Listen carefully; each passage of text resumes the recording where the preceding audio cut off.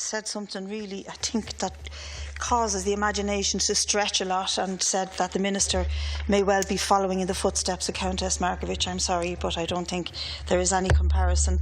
You may be Minister for Labour or Jobs, but there's no comparison between the two ladies.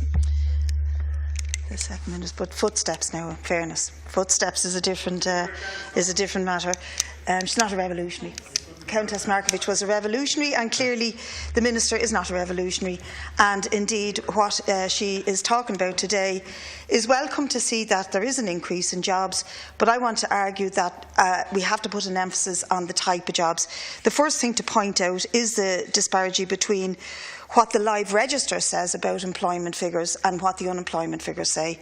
And I know you acknowledge this, but I think it's important to re-emphasise that the live register of the first quarter of this year said there are 315,600 people on that live register.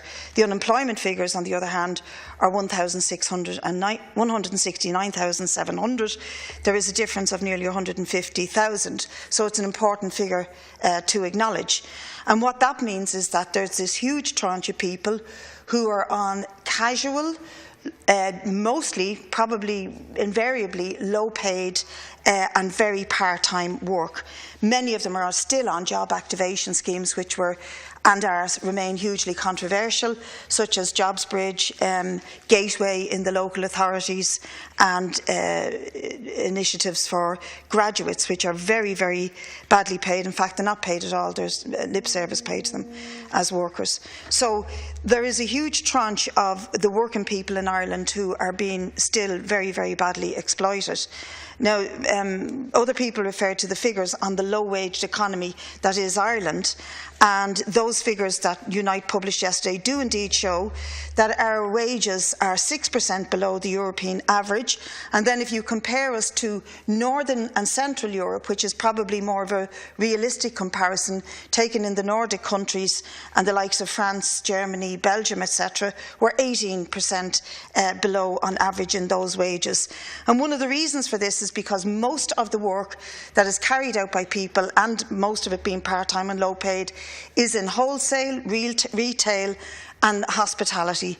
And if we were to look at how are we going to bring those workers up to the European average, we would be talking about, for that sector alone, hospitality, wholesale and retail, a pay increase of between 23 and 25%. Now, the Lewis drivers came in for a lot of criticism for looking for increases of this nature. They were on much more indeed than people in the retail industry, but nevertheless, had they won those increases, they would today be setting a trend and pulling up by the bootstraps those who are much more under and disadvantaged in this country, which was one of the reasons why we supported them, because we knew that had they won that struggle, it would help to raise everybody's boats, not the yachts, but the boats in this country. In the past 5 years, workers have had a pay increase of about 1%.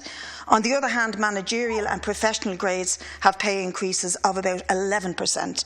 There's a huge inequality in terms of work pay and the nature of work. Most work done by low-paid workers in this country is in finances, call centres, restaurants and hospitality.